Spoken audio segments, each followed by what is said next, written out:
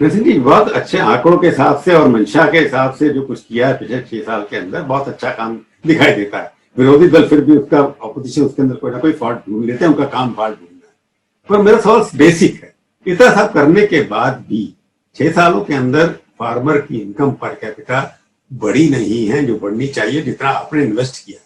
दूसरा, आत्महत्या करने वालों की संख्या क्यों बढ़ी है? फिर उनका मुंह हो नहीं, इसका मतलब उनको बेनिफिट नीचे नहीं पहुंच रहा है, सरकार की तरफ से जा रहा है। क्या आपको लगता है कि नीचे कहीं ना कहीं कमी है इम्प्लीमेंटेशन के अंदर, कि आत्महत्या करने वाले किसानों की संख्या बढ़ती चली जा रही है, बढ़ती चली जा रही है? आत्महत्या तो किसान की हो या किसी की भी हो दुखद है और होना ही नहीं चाहिए।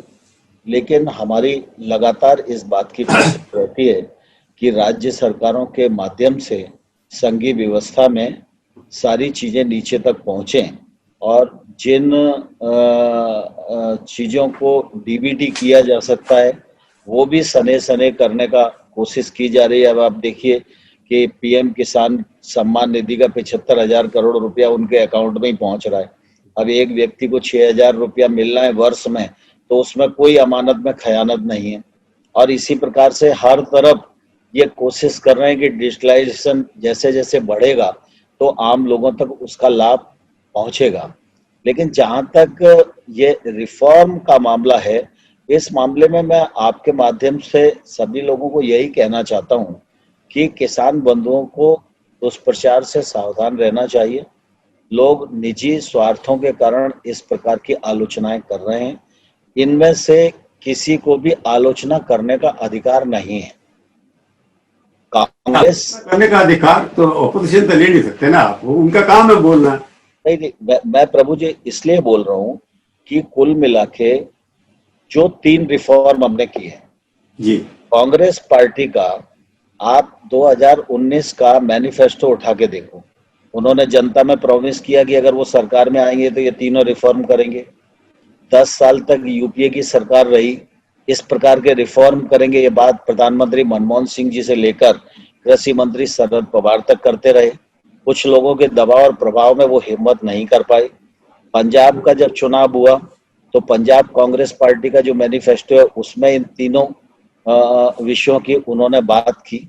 और साथ ही साथ आप देखो कि कुल मिला के ये हम ही नहीं कर रहे हैं, हम मोदी जी के नेतृत्व में काम कर रहे हैं। और मोदी जी रिफॉर्म के मामले में कोई भी रिस्क लेने को तैयार रहते हैं, क्योंकि उनको मालूम है कि नए भारत का निर्माण करना है तो हमको रिस्क लेना ही पड़ेगी। जी। और वोट बैंक पॉलिटिक्स हमेशा किसी के भी काम नहीं आती है।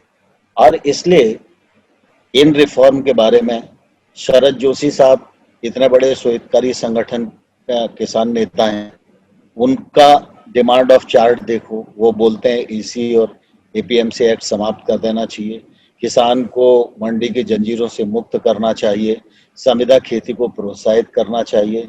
शरद पवार साहब भी यही कहते हैं, मनमोहन सिंह जी भी यही कहते रहे, स्वामीनाथन साहब ने भी यही कहा।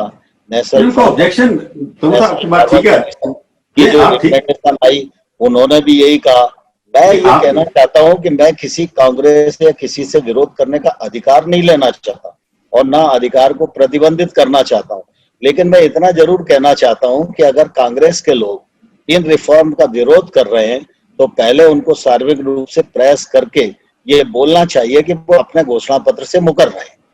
देखो, राजनीति में धर्मेंद्र सिंह आप बड़े सीनियर आदमी हैं, बड़ी प्रतिष्ठा है आपकी, और मैं भी 40 साल से जनरल करता। राजनीति में चाहते बदलती रहती है स्थिति के अनुसार। अब उनका कहना है कि आपकी पार्टी ने जीएसटी का विरोध किया, आप ही लेकर के आ गए, आपने लैंड एक्विजिशन का विरोध किया, आप ही लेकर के आ गए। तो ये जब सत्ता में आदमी आता है तो सच्चाई पता लगती है कि देश के हित में क्या है। तो जब अपोजिशन में कांग्रेस पार्टी को लगा नहीं विरोधी करना है इसलिए फॉर्म निकालिए, जब आप थे आप ही निकालते थे।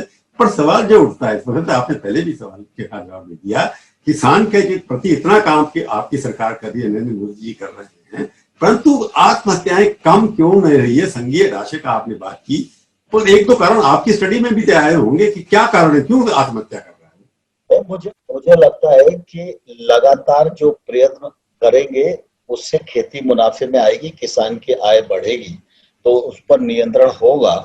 और अब ये नए रिफॉर्म्स निश्चित रूप से खेती के क्षेत्र में आमूलचूल परिवर्तन करने वाले होंगे, ऐसा मुझे पूरा विश्वास है।